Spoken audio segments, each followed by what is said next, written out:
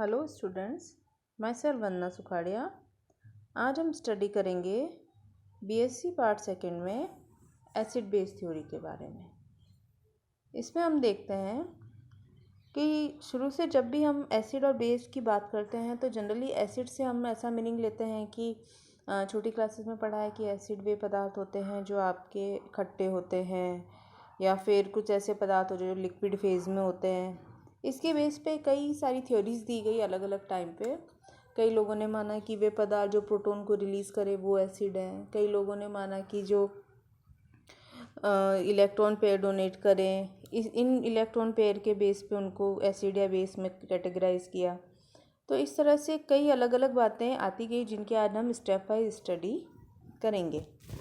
जैसा कि देख रहे हैं, अम्लों की श्रेणी के पदार्थों से रसायनज्ञ मतलब कई पुराने टाइम से भी इसके बारे में जानकारी ली गई है। तो ऐसे पदार्थ जो स्वाद में खट्टे हों, यानी कि ये एसिड जो है लैटिन भाषा के एसिडस से स्टार्ट हुआ है जिसका मीनिंग होता है खट्टा, तो उनको हमने एसिड कहा। या फिर जो वनस्पति डाई यानी जो डाइज होते हैं उनके साथ क्रिया कर लें या फिर जो डिज़ोल्व करने की क्षमता रखे दूसरे पदार्थों को, उन्हें हमने एसिड में कैटेगरी में डाला।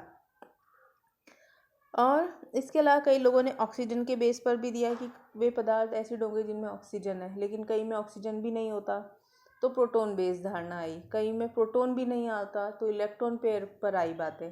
तो इस तरह से हम एसिड और बेस को डिवाइड करते हैं।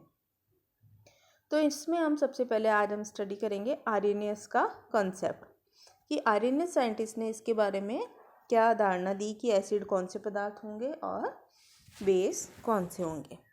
सबसे पहले आर्रेनियस ने 1894 में एक धारणा दी। उसके अनुसार वे सारे हाइड्रोजन युक्त पदार्थ एसिड होते हैं जो जल में घुलकर प्रोटॉन आयन रिलीज़ करते हैं। जैसा कि देखिए, इसमें HX एक कंपाउंड है। ये इसको जब हम वाटर में डिज़ोल्व करेंगे या इसका आयनन होगा तो ये प्रोटॉन और नेगेटिव आयन में डिवाइड हो जाएगा। तो इस तरह से यह जो प्रोटॉन को रिलीज़ कर रहा है तो हम इसे एसिड की श्रेणी में डालेंगे।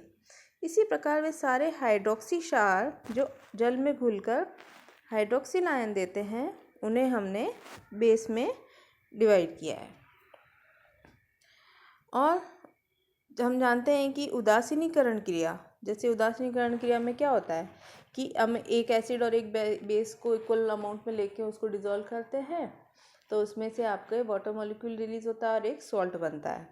यानी कि उसमें एसिड तो आपके प्रोटॉन देगा, एसिड जो होगा वो तो प्रोटॉन रिलीज़ करेगा और बेस जो होगा हाइड्रोक्सिल आयन रिलीज़ करेगा।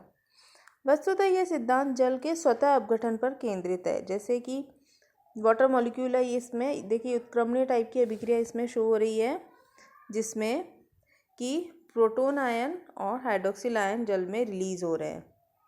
अब देखिए, जल के अणु अत्यंत अल्प संख्या में 25 डिग्री सेंटीग्रेड पर, मतलब ये देखिए इसकी वैल्यू कितनी दे रखी है कि 1 अरब जो वाटर मॉलिक्यूल्स होंगे उनमें से कोई एक, यानी बहुत ही कम संख्या है, तो उसमें आपके 25 डिग्री में से कोई एक जो होगा वह इस तरह से डिसोसिएट या वियोजित होगा।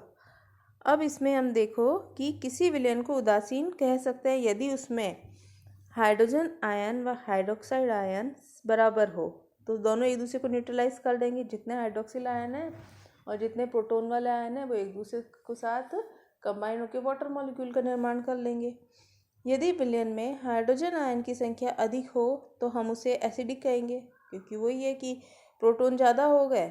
अगर प्रोटॉन के बेस पर ही ले रहे हैं तो अगर प्रोटॉन ज़्यादा हो गए तो वो एसिडिक हो जाएगा, और प्रोटॉन कम और हाइड्रोक्सिल आयन ज़्यादा हो तो उसे हम बेस की कैटेगरी में डिवाइड करेंगे कैटेगरी में। यदि किसी विलयन में हाइड्रोजन आयन की संख्या 2 प्रकार से बढ़ेगी। कैसे कि हम उसमें या तो एक ऐसा पदार्थ डालें जो प्रोटॉन दे, यानी एसिड डाल दिया तो प्रोटॉन दे रहा है, या तो इससे हो गई, या दूसरा कि हम एसिड कब होगा या तो उसमें नंबर ऑफ प्रोटॉन्स बढ़े या नंबर ऑफ हाइड्रोक्सिल कम हो, तो नंबर ऑफ प्रोटॉन बढ़ गए। और दूसरा, या तो ऐसा पदार्थ डाले जो उसमें हाइड्रोक्सिल आयनों को हटा दे। हाइड्रोक्सिल आयनों को कौन हटाएगा? जिसका एसिडिक नेचर ही होगा, तो ये वैसे तो एक ही बात हो गई। तो या तो हम उसमें फर्स्ट HCl में, जैसे इस वाले केस में हाइड्रोजन में प्रोटॉन आयन बढ़ गए हैं, जबकि ये दूसरा जो है इसमें हम हाइड्रोक्सिल आयन की संख्या को कंज्यूम कर रहे हैं इसमें, तो यह आपके इसमें इसकी संख्या को घटा देगा। इसी प्रकार विलेन में हाइड्रोक्साइड आयनों की संख्या को दो प्रकार से हम बढ़ा सकते हैं। या तो उसमें ऐसा पदार्थ डालो जो अपघटित होकर हाइड्रोक्सिल आयनों को मुक्त करे, ठीक है, या फिर ऐसा डाले जो प्रोटॉन से क्रिया करके विलेन से उसकी संख्या को कम कर दे। तो आर्हेनियस के अकॉर्डिंग जो इसके हम समझ सकते हैं कि जो प्रोटॉन ज़्यादा रिलीज़ करे वो एसिडिक और जो हाइड्रोक्सिल आयन रिलीज़ करे वो बेसिक। इस टाइप से वो पदार्थ को हम डिवाइड कर रहे हैं। अब है कि आर्हेनियस सिद्धांत के अनुसार अम्ल व क्षार की सामर्थ्य, यानी कि कौन स्ट्रॉन्ग है और कौन वीक है। आर्हेनियस सिद्धांत के अनुसार उन अम्लों को प्रबल क्षार कहा जाएगा जिनके वियोजन पर अधिक संख्या में हाइड्रोजन आयन मुक्त होते हों, अर्थात जिनके वियोजन स्थिरांक का मान उच्च हो। यानी कि जैसे ये प्रबल अम्ल है HCl, इससे बहुत अधिक संख्या में प्रोटॉन आयन रिलीज होगा, तो इसको स्ट्रॉन्ग एसिड कहा। जबकि एसिटिक एसिड है, इसके डिसोसिएशन से इसमें प्रोटॉन आयन बहुत कम रिलीज होता है, तो यह वीक एसिड होगा। अब इसका अगर हम रेट कांस्टेंट निकालें तो इसको हम इस तरह से लिखेंगे, प्रोटॉन आयन और chloride ion divided by HCl ion, तो ये Ka वैल्यू होगी। इसी तरह से Ka2 वैल्यू एसिडिक एसिड के लिए ली तो इसका ये इक्वेशन होगा। तो इसमें Ka वैल्यू का मान Ka2 से बहुत ज़्यादा है, इसलिए यह स्ट्रॉन्ग एसिड है। इसी प्रकार जो पदार्थ जल में घुलकर अधिक संख्या में हाइड्रोक्साइड आयन मुक्त करे, उनके वियोजन स्थिरांक के मान उच्च होंगे और उन्हें प्रबल क्षार कहेंगे।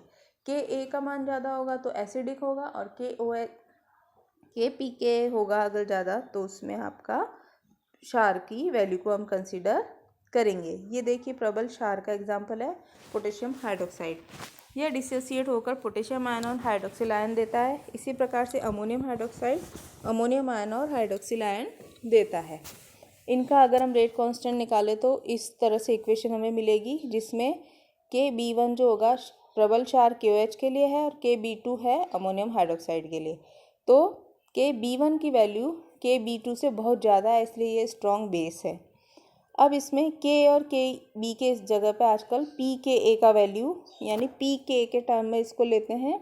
तो pK का नॉर्मल फार्मूला होता है बेसिक, pKa अगर हम ले रहे हैं तो pKa equals to minus log Ka।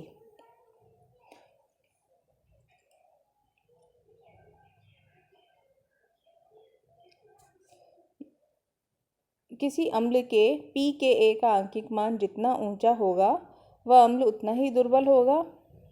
ये उसका रिवर्स हो गया एक तरह से, कि pKa की जो न्यूमेरिकल वैल्यू है वह जितनी ज़्यादा होगी वह वीक होगा।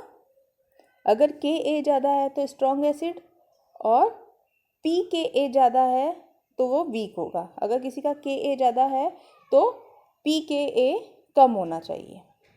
प्रबल अम्ल पूर्णतः वियोजित अवस्था में रहते हैं, उसको हम इस तरह से डिनोट कर सकते हैं HCl प्रोटॉन प्लस क्लोराइड और क्षार पोटेशियम आयन और हाइड्रोक्सिल आयन। अब इसमें है कि अब अम्ल के प्रोटॉन आयन व क्षार के हाइड्रोक्सिल आयन परस्पर संयुक्त होकर क्या बनाते हैं, न्यूट्रल सॉल्ट बनाते हैं, और इनकी यह उदासीनीकरण अभिक्रिया हो जाती है। अब यहाँ तक हमने देखा कि आर्हेनियस ने तो अपना सिद्धांत दिया है कि वे सभी सॉल्ट जो प्रोटॉन आयन देंगे वो एसिड होंगे, जो हाइड्रोक्सिल आयन देंगे वह बेस होंगे।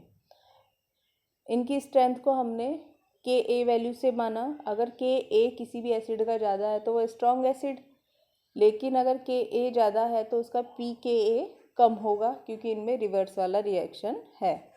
और Kb अगर किसी का ज़्यादा है तो स्ट्रॉन्ग बेस होगा, और Kb ज़्यादा है तो उसका pKb कम होगा, क्योंकि वह माइनस लॉग ऑफ Kb होगा। अब इसमें आर्हेनियस के सिद्धांत की कहीं कहीं इसके ड्रॉबैक्स आए, वो ये हैं कि HCl जो है गैसीय अवस्था में भी अम्ल की तरह व्यवहार करता है, लेकिन इन्होंने बोला कि वह लिक्विड या जलीय अवस्था में एसिड होता है, लेकिन HCl जो है वो लिक्विड फेज इन गैसीय अवस्था में भी एसिड होता है। तो यहाँ उसकी थ्योरी फेल हो गई। कार्बन डाइऑक्साइड और सल्फर डाइऑक्साइड जैसी अम्लीय गैसों में कोई हाइड्रोजन परमाणु नहीं है, क्लियर। तो भी ये प्रबल अम्लीय गैसें हैं, तो यहाँ पे हाइड्रोजन वाला कॉन्सेप्ट गलत हो गया। कुछ अम्ल भी लवण या क्षार की भांति व्यवहार करते हैं, जबकि वह ना तो प्रोटोन आयन देते हैं ना हाइड्रोक्सिल आयन। तो इस तरह से इनकी थ्योरी जो है कुछ कुछ पॉइंट्स पे आकर फेल हो गई।